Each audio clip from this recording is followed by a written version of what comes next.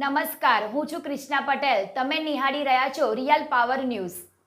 Current લાગી ઈજાગ્રસ્ત થયેલા કપિરાજને હિન્દુ એકતા સંગઠને વન વિભાગને સોંપ્યું. પાદરા ગાયજ રોડ શારદા હાઈસ્કૂલ ભાતુજી મંદિર પાસે વહેલી સવારે કપિરાજને વીજ પોલ પરથી કરંટ લાગતા ગંભીર રીતે ઘવાયો હતો. પાદરામાં સેવાકીય કાર્ય કરતું હિન્દુ એકતા સંગઠનના મિત્રો ઈજાગ્રસ્ત કપિરાજની બચાવની કામગીરી શરૂ કરી હતી અને વન વિભાગને જાણ કરી હતી. જોકે વન વિભાગ 2 થી 3 કલાક મોડી આવતા સ્થાનિકોમાં રોષ જોવા મળ્યો હતો. આખરે 2 થી 3 કલાક મોડી વન વિભાગની ગાડી આવી કપિરાજને પકડી વન વિભાગ ખાતે લઈ જવામાં આવ્યો હતો. જોકે હિન્દુ એકતા સંગઠન વર્ષ દરમિયાન અનેક સામાજિક, ધાર્મિક અને સેવાકીય કાર્યમાં અગ્રેસર હોય છે, ત્યારે આજે ઈજાગ્રસ્ત કપિરાજનો જીવ બચાવી વધુ એક સેવાકીય કાર્ય કરવામાં આવ્યું.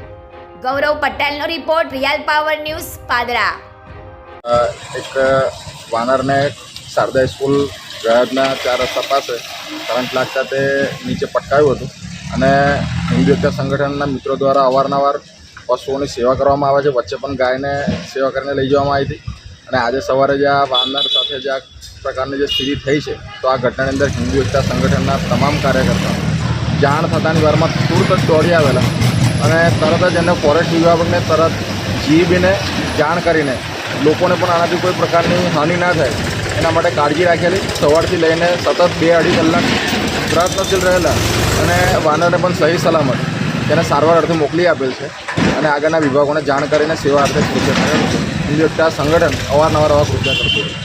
વન વિભાગ 2-3 કલાક લેટ આવી, શું કહેશે બાબત? વન વિભાગને સમયસર જાણ કરી દીધી, પરંતુ સવારના સમયની અંદર શું છે કે એ લોકો ડ્યુટી પર ના ચડ્યા હોય એટલા માટે થોડું ઘણું એ લોકોને લેટ થયેલું છે, પણ ત્યાં સુધીની જે કંઈ સ્થિતિ હતી તો સંગઠનના મિત્રોએ સાચવી હતી.